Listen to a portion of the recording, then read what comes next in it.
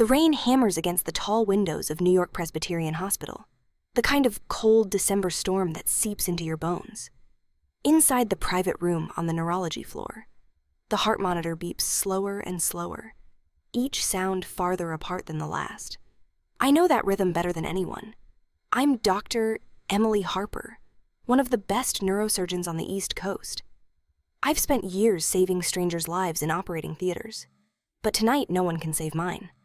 A rare autoimmune storm has ravaged my body after decades of relentless stress, endless shifts, and pouring every drop of myself into a family that, it turns out, was never truly mine. My husband, Alexander Grant.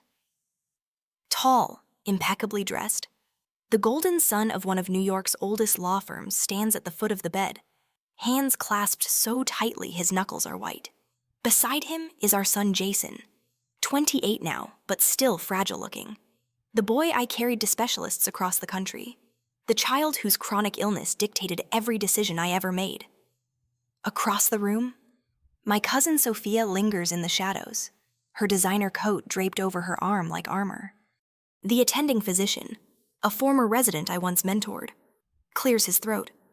Dr. Harper, the surgical window is closing.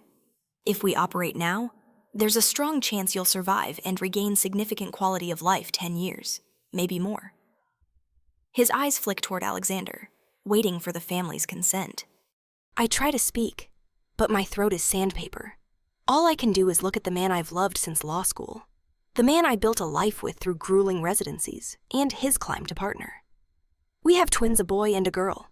I sacrificed everything for Jason's health, my research grants, my sleep, my time with our daughter Olivia, who grew quiet and distant while I chased cures for her brother. Surely Alexander will fight for me the way I fought for our son. He doesn't answer immediately. His gaze drops to the polished floor. Jason steps forward, voice steady and clinical. We've discussed it. We've decided to withdraw aggressive treatment. It's kinder to let Mom go peacefully. The monitor stutters as my heart falters. Kinder. After everything I gave, every missed birthday, every canceled vacation, every dollar from my salary funneled into experimental therapies, he calls this kinder. Sophia moves to my bedside with the grace of someone who knows she's won. She leans close, perfume the same cloying floral scent she's worn since college, and whispers so only I can hear. You deserve the truth before you die. Emily, Jason isn't yours. You only gave birth to Olivia. Alexander and I, we needed a way to explain the pregnancy. Twins were the perfect lie. You were so desperate for a son. You never questioned it. Her smile is small, satisfied. Thank you for raising my child so beautifully. The machines scream as my pressure crashes.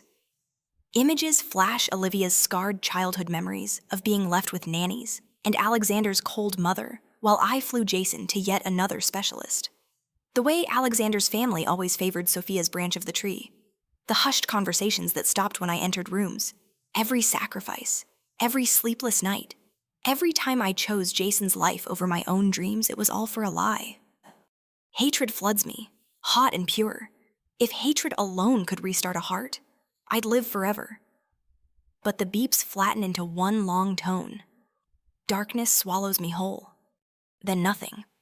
Until there is something. I gasp awake in my old apartment on the Upper West Side, sunlight pouring through the sheer curtains I bought the week Alexander proposed. My hands fly to my face smooth, unlined, 30 years old again. The calendar on the nightstand reads December 16th, 2010. 3 days before our wedding. The dress hangs in its garment bag by the closet, pristine white, waiting for a future that will never happen. My chest aches with the weight of 2 lifetimes. I don't know how or why I've been dragged back, whether it's divine mercy, cosmic accident, or the sheer force of a dying woman's rage, but I know one thing with absolute clarity: this is my second chance, and I will not waste it on Alexander Grant. The phone on the dresser vibrates. His name lights the screen. I let it ring twice, then answer with a voice that doesn't tremble. "Hello, darling," he says, smooth as ever. I'm buried in depositions. I won't be able to pick up the symbolic gifts today like tradition asks. Forgive me. I stare at my reflection in the mirror, young, healthy, eyes already sharpening with new steel. Of course, I say softly. We'll talk soon. I hang up before he can reply. I know exactly where he is right now. With Sophia, conceiving the child I will spend the next 3 decades raising as my own. Not this time. The apartment smells of evergreen and cinnamon from the holiday arrangements the wedding planner insisted on. Relatives and hired staff bustle through the rooms, wrapping crystal and silver in tissue for the traditional pre-wedding delivery, an old family ritual where the groom personally collects symbolic gifts from the bride's home as proof of commitment. Alexander's absence is glaring, but no one comments yet. They're all too polite, too aware of the Grant name. I stand in the foyer in jeans and a cashmere sweater, hair still damp from the shower, watching boxes being taped shut. My grandmother matriarch of the Harper side, but always partial to Sophia's late mother, hovers nearby, lips pursed. When the last crate is sealed, I raise my voice just enough to carry, "Everyone stop. If Alexander Grant can't be bothered to come himself, we're not sending anything." The wedding is off. Silence crashes over the room like a wave. My mother freezes mid-conversation with the florist. My father drops the ribbon he was tying. Grandmother's face flushes crimson. "You will do no such thing," she hisses. "Think of the scandal. The Grants will be humiliated, and you'll be the one left looking petty." Mother finds her voice first. "If he doesn't respect our traditions enough to show up, he doesn't respect Emily." I stand with my daughter. I feel tears threaten not from weakness, but from gratitude I never received in my first life. In that timeline, Mother died early from stress-related illness while I was away chasing treatments for Jason. This time, I will protect her. The doorbell rings. Alexander strides in 10 minutes late, suit rumpled, hair slightly disheveled, the look of a man who's rushed from somewhere he shouldn't have been. His smile is practiced, apologetic. Traffic was murder. Let's load the car. He reaches for a box as if nothing happened. I step between him and the crates. No need. I meant what I said. We're done. His charm falters. "Emily, sweetheart, you're overreacting. It's one silly tradition.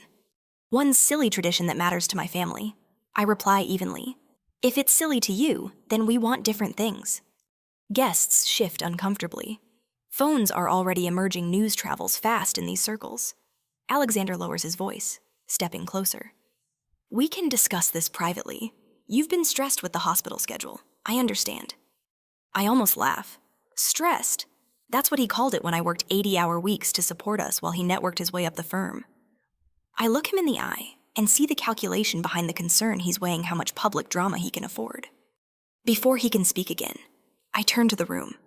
"Please leave the gifts here. There won't be a wedding." Chaos erupts.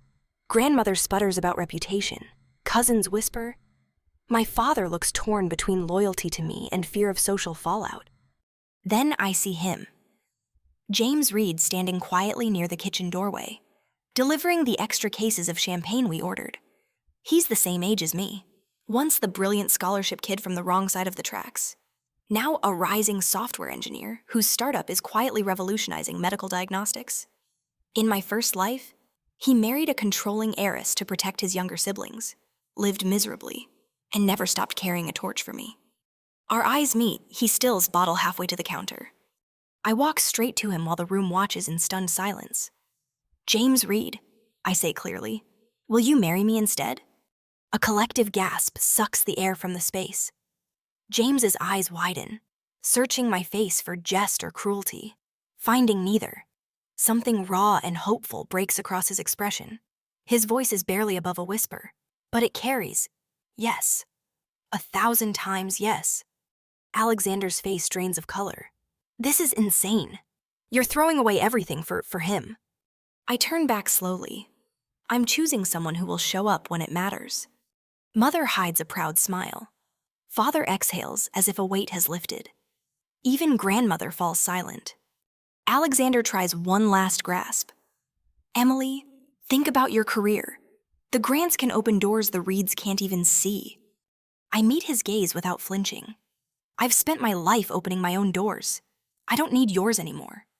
Sophia appears in the doorway behind him, pale, hand subtly cradling her stomach. She realizes in that moment that I know everything. Her eyes dart to Alexander, panicked. I smile, small and sharp. Let the games begin. The days after the broken engagement blur into a storm of phone calls, whispered scandals in Manhattan salons, and frantic messages from Alexander's family. Society pages hint at the drama without naming names yet. But I know the full explosion is coming. I don't wait for it. Instead, I turn inward, toward the family I neglected in my first life. My parents' townhouse on East 78th Street becomes the new center of gravity. Mother brews endless pots of coffee while father paces, worried about legal fallout and social exile. Grandmother arrives uninvited, trailed by Sophia's mother, both clutching pearls and indignation. Grandmother wastes no time. You've embarrassed us all. The Grants are threatening to sue for breach of promise. You need to apologize, send the gifts, and salvage this before you're ruined. Her voice drips with the same favoritism she always showed Sophia extra allowance money. Better schools, subtle digs at my mother for marrying beneath the family. I sit across from her at the mahogany dining table that has hosted 3 generations of Harper decisions. No, I say simply, and while we're clearing the air, let's talk about money. Every year, Father and Uncle Richard have funneled large portions of their bonuses into trusts and accounts you control. Accounts that somehow always benefit Sophia's education, her apartment down payments, her everything. That ends today. Father stops pacing. Mother's cup freezes halfway to her lips.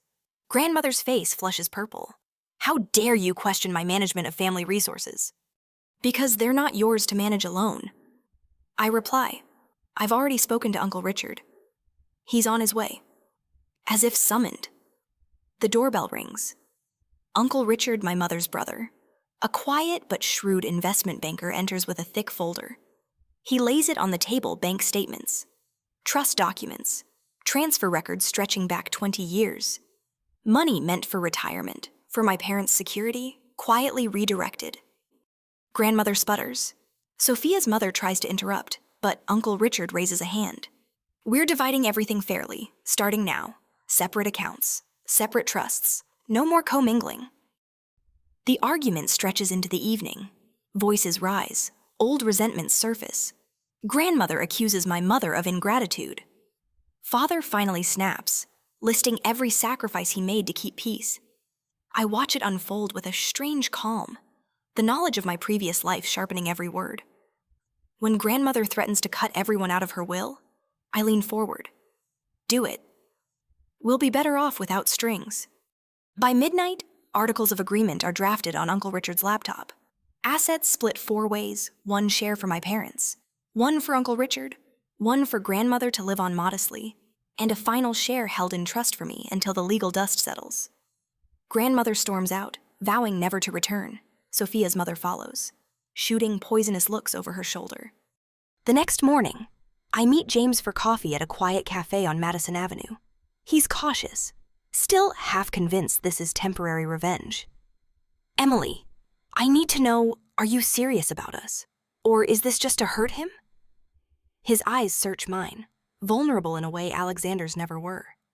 I take his hand across the table. I'm serious. I've wasted years on the wrong man. I won't waste another day. Relief floods his face, followed by quiet determination. He tells me about the medical imaging startup he's been building in stealth groundbreaking AI diagnostics that could revolutionize neurosurgery. In my first life, it made him a billionaire after a miserable marriage. This time, we'll build it together. But independence comes with stumbles. Late one night, furious texts from Alexander flood my phone, accusations, pleas, threats. In a moment of weakness, I forward one particularly cruel message to a society gossip blog anonymously. It spreads like wildfire. The next day, Alexander's junior associate, an innocent woman who once covered for his late nights, is fired for disloyalty. Guilt hits me hard. I stare at my reflection in the bathroom mirror. Am I becoming the monster I hate? The thought terrifies me more than any scandal. I delete the blog's contact, swear never to fight that dirty again, and throw myself into work. Residency hours at the hospital ground me. James codes beside me in the evenings, our laptops open on the kitchen counter while we share takeout. Slowly, the old Emily the brilliant, driven surgeon resurfaces, stronger because she's no longer carrying someone else's lies. Alexander tries one last public play, an elaborate charity gala his firm sponsors. He corners me near the silent auction tables, champagne in hand, voice low. I was wrong. The pressure from my father, the expectations, I panicked. Give me a chance to make it right. For a heartbeat. The old love flickers. I see the man I once adored. Then I remember Sophia's whisper at my deathbed. I step back. You had every chance. You chose her every time. I walk away, heels clicking on marble, leaving him alone under the chandeliers. Spring arrives with cherry blossoms along Central Park, but the air around the Grant family feels poisoned. Alexander rushes into a marriage with Vanessa Caldwell, daughter of a powerful federal judge, clearly to shield the firm from fallout and secure his partnership. Whispers say the wedding was planned in weeks.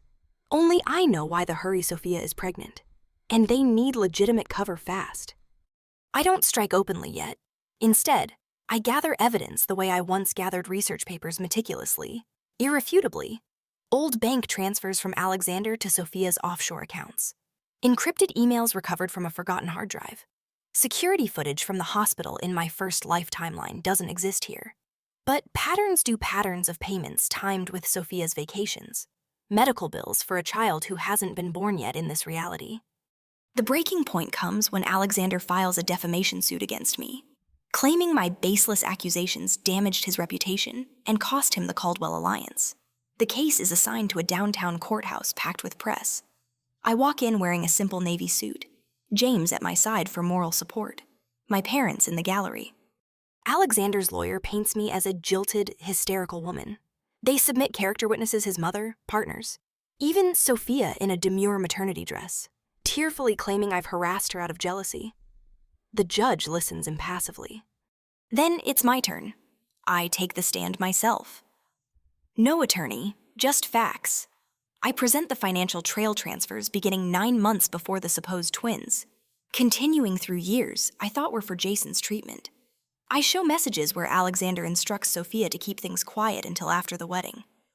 The courtroom grows deathly silent. Alexander interrupts from the defendant's table, voice cracking. This is invasion of privacy. She's obsessed, but his eyes betray panic. Cross-examination is brutal. His lawyer tries to dismantle timelines, suggest forgery. I counter with metadata. Blockchain timestamps on certain transfers, forensic accounting reports. Years as a surgeon taught me precision. Revenge sharpens it. Then the twist under oath. Sophia's composure cracks. She admits the affair began in law school, that the pregnancy now is their second child together. Gasps ripple through the press rows. Alexander buries his face in his hands. But there's more. Medical records sealed until I subpoenaed them reveal Alexander has been hiding a progressive neurological disease, the kind that will rob him of motor control within a decade. He knew when we were together in the first life, accelerated the betrayal to secure legacy and care through my expertise. In this life, fear of exposure drove him faster into Vanessa's powerful family. He looks up at me across the courtroom, eyes red. I was scared. Emily, I thought if I had a healthy son through another way, you'd stay and fix me later. I was wrong. I'm sorry. For a moment, the old empathy surges. I almost feel pity. Then I remember Olivia, my real daughter in that other life, scarred emotionally because I was never there, and Jason raised with love that belonged to someone else's child. I meet his gaze without flinching. You didn't just betray me. You stole my life, my time, my daughter's childhood. Sorry doesn't rebuild that. The judge dismisses the defamation suit with prejudice. Reporters swarm as we exit, but I say nothing. James shields me through the flashbulbs. That night, alone in the apartment, I receive an anonymous delivery, a single ultrasound photo from Sophia, time-stamped yesterday. On the back, her handwriting. He'll never acknowledge this one either. I burn the photo in the sink, watching the edges curl black. Revenge tastes like ash, not triumph. I've won the battle. But the war inside between justice and mercy, between the woman I was and the one I'm becoming, still rages. Outside, thunder rolls over the city. I close the curtains and start drafting resignation from the hospital that once owned my soul. It's time to build something new. Summer heat blankets the city as the defamation trial aftermath ripples outward. Alexander's firm quietly demotes him to special counsel, a gilded exile. Vanessa files for annulment within weeks, her judge father's influence ensuring the prenup bites hard. Sophia vanishes to a discreet maternity clinic in Connecticut, funded by whatever remains of Alexander's trust. The tabloids feast for a month, then move on to fresher scandals. But I resign from the hospital that trained me. The chairman begs me to stay, offers a named chair, research funding, anything. I decline with a polite letter citing personal reasons. Truth is, I can't operate under the same roof where I once believed Alexander's lies about late nights and emergency depositions. James and I pour everything into his startup. We rename it Harper Reed Diagnostics. Secure venture money from investors who admire the irony of a jilted neurosurgeon revolutionizing brain imaging. Overnight shifts become our new normal. But this time, they're shared coffee brewed together at 3 a.m., quiet celebrations when an algorithm milestone is hit. Yet, victory feels hollow. Old friends distance themselves, unsure whose side etiquette demands. Invitations dry up. At a medical conference in Boston, a former mentor pulls me aside. "You've become radioactive." "Emily?" "Brilliant, but radioactive." I smile, thank him for the honesty, and deliver my keynote anyway. The applause is thunderous from the younger residents, polite from the establishment.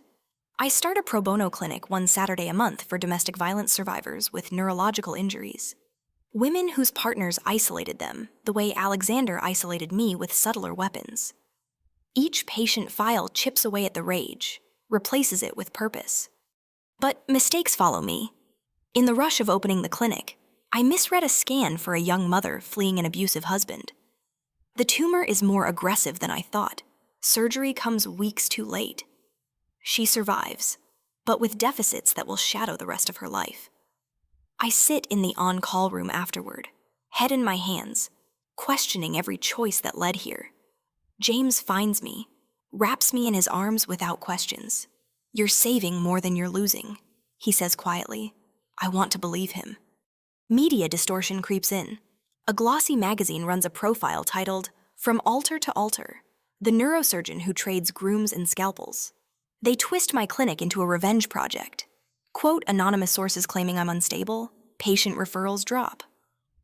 One night, paparazzi catch me leaving the clinic. The photo runs next day with the caption, "Ice Queen of Park Avenue." I stop reading comment sections entirely. Alexander reaches out indirectly, a handwritten letter forwarded through my parents. He's living in a modest apartment upstate now, monitoring the progression of his disease alone. The note is short. I was wrong about everything. The fear made me cruel. I don't ask forgiveness, only that you know the regret is real. I read it twice, then fold it into my desk drawer. Part of me wants to reply, to offer the clinical trial contacts I still have. Another part remembers Sophia's whisper at my deathbed and Olivia's lonely childhood. I do neither. Silence is the only mercy I can give him. Sophia gives birth to a boy.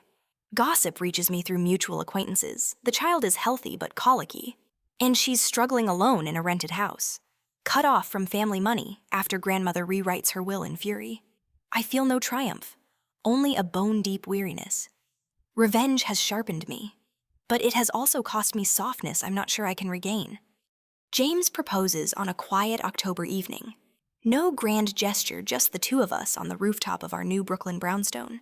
City lights glittering below. The ring is vintage, simple, chosen because it reminded him of the woman I was before all this. I say yes without hesitation. We marry in a small courthouse ceremony with only my parents, Uncle Richard, and James's sister as witnesses. I wear a cream silk dress, no veil. When the judge pronounces us husband and wife, James kisses me like he's been waiting 2 lifetimes. 9 months later, I give birth to healthy twins, a boy and a girl, holding them for the first time. I cry silently while James strokes my hair. This time, I am present for every feeding, Every midnight cry. This time, no child of mine will ever wonder if they come second. 5 years pass in a rhythm that feels earned rather than gifted. Harper Reed Diagnostics goes public. The IPO makes us wealthy beyond the dreams of the old Emily who once emptied savings for experimental treatments. We buy a house in Westchester with enough land for the twins to run wild, close enough to the city for the clinic I now run full-time.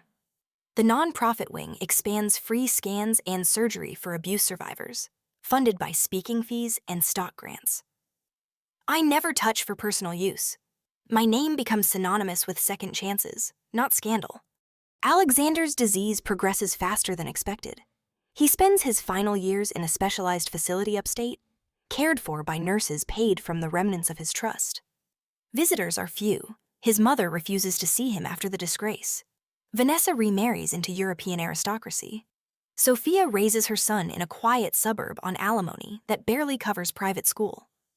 I learn of Alexander's death from a brief obituary, no photo, no survivors listed beyond a sister. The notice mentions donations to a neurological research fund in his name. I send nothing. Sophia attempts contact once, an email forwarded by an old mutual friend. She writes that her boy asks about his father, that finances are tight, that she's sorry for the pain she caused. She doesn't ask for money directly, but the implication lingers. I stare at the message for a long time, remembering the whisper at my deathbed. The decades I gave to her child. I delete the email without reply. Some doors, once closed, stay closed. The twins turn 6. We throw a party in the backyard, balloons, a pony, laughter echoing off the trees. My parents arrive early, mother healthier than I ever remember. Father finally retired and building model ships in the garage we converted for him. Uncle Richard brings his new wife, a kind librarian who makes grandmother's old favoritism feel like ancient history. James flips burgers while I cut cake, our daughter perched on his shoulders, our son chasing fireflies with cousins. Later, when the guests leave and the kids sleep upstairs, James and I sit on the porch swing. Fireflies blink across the lawn like slow-motion stars. He takes my hand. Regrets, he asks quietly, the same question he's asked every year since the wedding. Only that I didn't find you sooner. I answer, it's the truth. The rage has faded to a scar, tender sometimes, but no longer bleeding. I think occasionally of the woman dying in that hospital bed, full of hate strong enough to bend time. I hope wherever she is, she sees this life and knows the fury was not wasted. A new message arrives on my phone, an inquiry from a young surgeon who wants to volunteer at the clinic. Her story mirrors mine in smaller ways, controlling partner. Stolen dreams. I type back immediately, offering mentorship, time, whatever she needs. The cycle turns, but this time toward healing. James pulls me closer. We sit in silence, watching the night settle. Somewhere in the distance, a train whistle sounds, carrying lives forward into tomorrow. I close my eyes and, for the first time in 2 lifetimes, feel completely at peace.